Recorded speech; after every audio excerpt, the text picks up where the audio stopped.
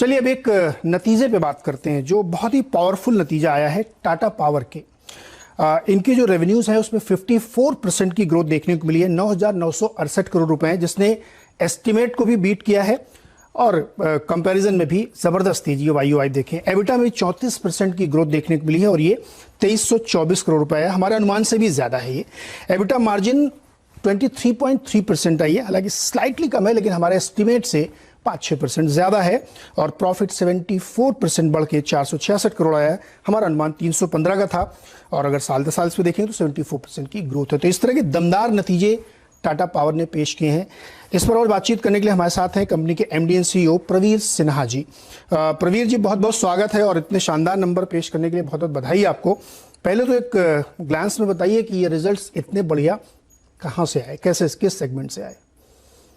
नमस्कार and thank you for having me on the show. सबसे पहले ये जो 6 रिजल्ट्स आए हैं ये कंसिस्टेंट परफॉर्मेंस रहा है कंपनी का। ये 7th कंसेक्यूटिव क्वार्टर है जिसमें हमने ग्रोथ दिखाया है अपने पैट में और भी हमारे जो मेट्रिक्स हैं इबिटा में और रेवेन्यू में। और ये कंसिस्टेंट परफॉर्मेंस इसलिए है कि काफी सारे हमने कदम उठाए थे पिछले 18 महीने में, जैसे कि हमने अपना डीलिवरेज किया बैलेंस शीट और इसमें जो हमारा डेट था उसको रिड्यूस किया।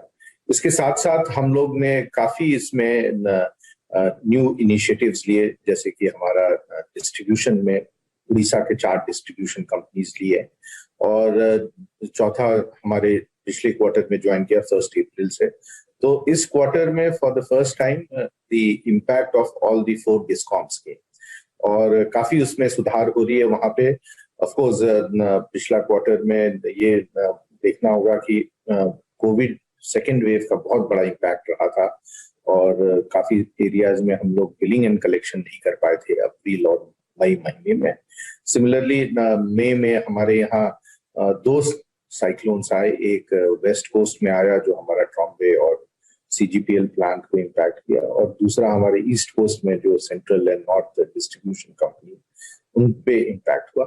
तो इसके बावजूद भी हमने अच्छा परफॉर्मेंस दिया है और हम उम्मीद कर रहे हैं कि ये क्वार्टर में जहाँ की हम नेक्स्ट क्वार्टर में जहाँ इस तरह का कोविड सेकेंड फेज मोर और लेस ओवर हो गया है, एक बेहतरीन परफॉर्मेंस आएगा। और जो कंसिस्टेंसी हम दिखा रहे हैं और जो इनिशिएटिव्स लिए हैं उसका रंग आप देखिएगा इन फ्यूचर क्वार्टर। इसके साथ साथ हमारा रिन्यूएबल का बहुत अच्छा परफॉर्मेंस रहा है।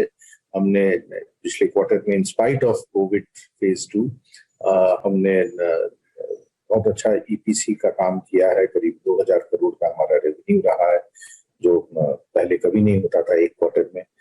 सिमिलरली हमारा जो यूटिलिटी स्केल है उसमें काफी अच्छा काम हुआ है और बहुत अच्छे ऑर्डर्स हमारे रूफटॉप के आ रहे हैं। सो एक बहुत अच्छा ऑर्डर बुक पोजीशन हमारा रिन्यूएबल में है जो हम अगले 3 क्वार्टर्स में इस साल में एग्जीक्यूट करेंगे एंड होपफुली ये जो मोमेंटम हमने बिल्ड किया है ये कंटिन्यू करेगा आगे भी। सर, आपने सही कहा कि आपका जो रिन्यूएबल्स है उसमें बहुत शानदार ग्रोथ है, 86% की देखने को मिली है और टीएनडी में भी 95% की ग्रोथ देखने को मिली है, लेकिन इन दोनों के मार्जिन्स काफी गिरे हैं, क्लोज टू हाफ। ये रीजन सर? तो जैसा कि मैंने आपको बताया कि पिछला क्वार्टर बहुत ही टफ क्वार्टर था। कोविड सेकेंड वेव में हमारे फील्ड के जो काम करने में एम्प्लॉइज थे वो कहीं जा नहीं पाए बिलिंग करने, कलेक्शन करने। तो जो भी आप वो रिजल्ट्स देख रहे हैं जून के महीने का रिजल्ट्स है, most of the things could not be done in month of April में। इसके साथ हमारा डिस्ट्रीब्यूशन उड़ीसा का फुल बेनिफिट हम अभी नहीं मिल पाया है क्योंकि जो ये साइक्लोन आया वहां पे, साइक्लोन यश, उससे करीब 15-20 दिन हमारे जो नॉर्मल ऑपरेशन से वो इम्पैक्ट हो गए, रेस्टोर करने में बड़ा समय चला गया।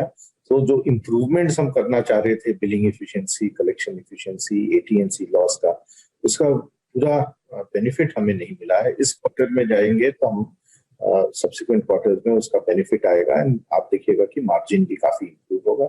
सिमिलरली रिन्यूएबल्स में हमारे बड़े सारे प्रोजेक्ट्स थोड़े डिले हो गए बिकॉज ऑफ कोविड एंड उसके कारण जो चाइनीज इंपोर्ट था वो थोड़ा सा प्राइसेस वहां बढ़ गए, कंटेनर के प्राइसेस बढ़ गए। सो ये इम्पैक्ट एक साइक्लिक नेचर का है and going forward we expect कि ये कम होगा। अभी फ्रॉम 1 अगस्त टू 31 मार्च कोई उस पर सेफ गार्ड ड्यूटी या बेसिक कस्टम्स ड्यूटी भी नहीं है। तो आप अभी इम्पोर्टेंट हमको ये देखना है कि हमारा वॉल्यूम है और हमारे पास अच्छे ऑर्डर्स हैं। तो ये जब हम इस क्वार्टर एंड सब्सिक्वेंट क्वार्टर्स में एग्जीक्यूट करेंगे तो इसमें अच्छे मार्जिन आने की उम्मीद है। प्रवीण सर, एक चीज और लास्ट में कि रिजल्ट की जो बहुत खूबसूरती है उसमें दो चीजों का बड़ा रोल है। एक लिक्विडिटी है, तो रिफाइनेंसिंग आपने की है, और दूसरा कोल में जो प्राइसिंग है उसकी वजह से। तो क्या ये आने वाले क्वार्टर्स में और सस्टेन करेंगे, क्योंकि मुंद्रा में आपको फिर वो परफॉर्मेंस सस्टेन करना पड़ेगा? बिल्कुल सही। ये कोल एंड मुंद्रा ये जुड़े हुए हैं और यदि कोल के प्राइसेस अच्छे होते हैं तो हमें उसका बेनिफिट मिलता है by better results from the coal company. However उसी ये में हमारे मुंद्रा में उसका इम्पैक्ट होता है।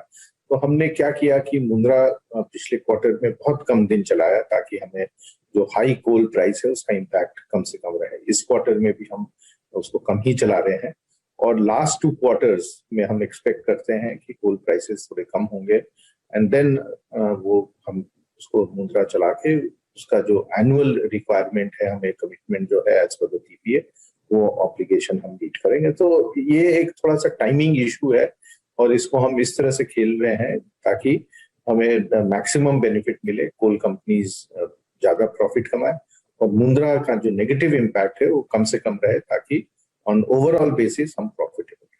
परफेक्ट। तो लिक्विडिटी का फायदा, रिफाइनेंसिंग का फायदा और मुंद्रा से भी फायदा की उम्मीद है। लास्ट में सर एक छोटा सा सवाल कि ये जो 10,000 करोड़ का रेवेन्यू है, अगर मैं एक्स्ट्रापोलेट करूं 4 क्वार्टर में, तो ये 40,000 करोड़ को पार कर जाएगा एंड ऑफ द ईयर? इससे भी बेहतर आपको रिजल्ट दिखाएंगे। वाह, इससे भी बेहतर।